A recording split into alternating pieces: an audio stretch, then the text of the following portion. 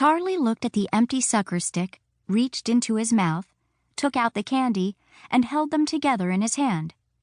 Sara had said she would throw the candy away if this happened again, and so he closed his fist tightly and looked away from her.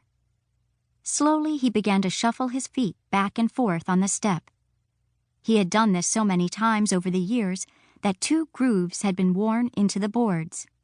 It was a nervous habit that showed he was concerned about something, and Sara recognized it at once. "All right, Charlie," she said wearily. "Where's your sucker?"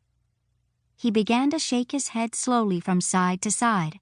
His eyes were squeezed shut. "I'm not going to take it away from you. I'm going to fix it one more time." He was unwilling to trust her and continued to shake his head. The movement was steady and mechanical, as if it would continue forever, and she watched him for a moment. Then, with a sigh, she lifted his hand and attempted to pry his fingers loose. "Honestly, Charlie, you're holding on to this grubby piece of candy like it was a crown jewel or something. Now let go." He opened his eyes and watched while she took the candy from him and put the stick in. The stick was now bent almost double, and she held it out to him carefully. "There." He took the sucker and held it without putting it into his mouth, still troubled by the unsteadiness of the bent stick. Sara looked down at her hands and began to pull at a broken fingernail.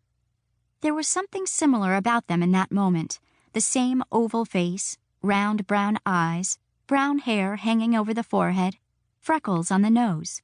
Then Charlie glanced up, and the illusion was broken. Still holding his sucker, he looked across the yard and saw the tent he had made over the clothesline that morning. He had taken an old white blanket out into the yard, hung it over the low clothesline, and then got under it. He had sat there with the blanket blowing against him until Sara came out and said, "Charlie, you have to fasten the ends down, like this. It isn't a tent if it's just hanging in the wind." He had thought there was something wrong. He waited beneath the blanket until she came back with some clothespins and hammered them into the hard earth, fastening the edges of the blanket to the ground. "Now that's a tent." The tent had pleased him. The warmth of the sun coming through the thin cotton blanket, the shadows of the trees moving overhead, had made him drowsy and comfortable, and now he wanted to be back in the tent. Sara had started talking about the summer again, but he did not listen. He could tell from the tone of her voice that she was not really talking to him at all. He got up slowly and began to walk across the yard toward the tent.